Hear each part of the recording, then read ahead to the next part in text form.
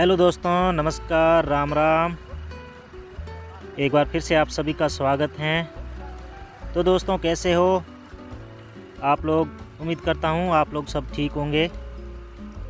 तो दोस्तों देखिए, सबसे पहले तो आप सभी को मकर संक्रांति की हार्दिक शुभकामनाएं। और कैसे रही आप सबकी मकर संक्रांति, कमेंट करके ज़रूर बताना।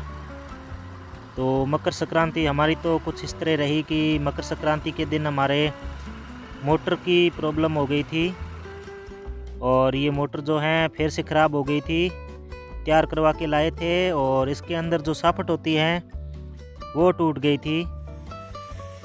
रात को चलती चलती अचानक बंद हो गई थी। फिर हम लेके गए इसको तैयार करवाने के लिए। तो इसका जो वेल्डिंग होता है, इसकी साफट जब टूट जाती है तो दोस्तों ये जो होती हैं ये साफट आपस में जोड़ने के लिए इसका वेल्डिंग हर जगह हर वेल्डिंग मिस्त्री नहीं कर सकता है। इसके लिए बहुत मेहनत चाहिए थी और इसके लिए मशीन वगैरह सब कुछ अलग सिस्टम होता है।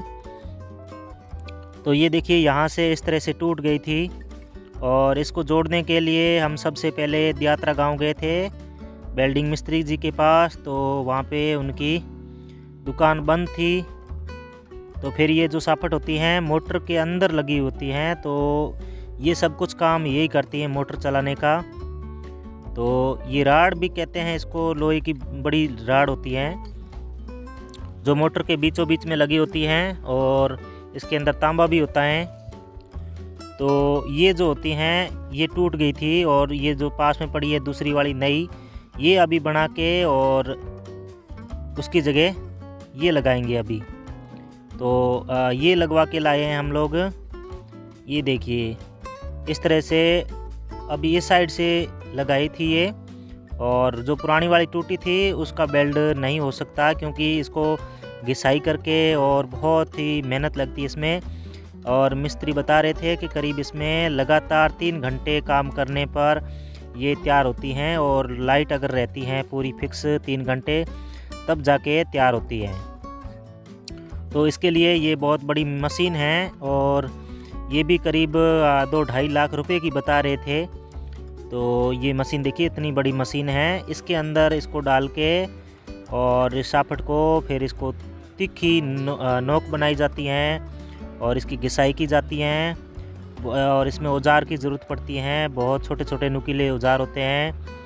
तो ये देखिए, इसके अंदर मशीन में इसको डाल रखी हैं और ऐसे कोर है जो इसकी नुकीली कोर बनाई जा रही है।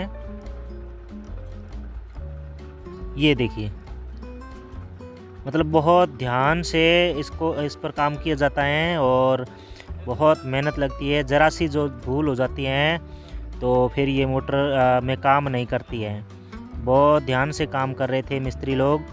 तो ये जो मशीन होती हैं उसकी सहायता से ही काम कर रहे थे और मैं पास में खड़ा वीडियो बना रहा था। तो ये जो घूम रही हैं यही मोटर की सापट हैं, इस मशीन के अंदर डाल रखी हैं और आगे से ऐसे तीखा कर रहे हैं। फिर जो टूटी हुई है उसको और इसकी दोनों ओर से तीखा करके और आपस में जोड़ेंगे, फिर उसके ऊपर वेल्डिंग करेंगे।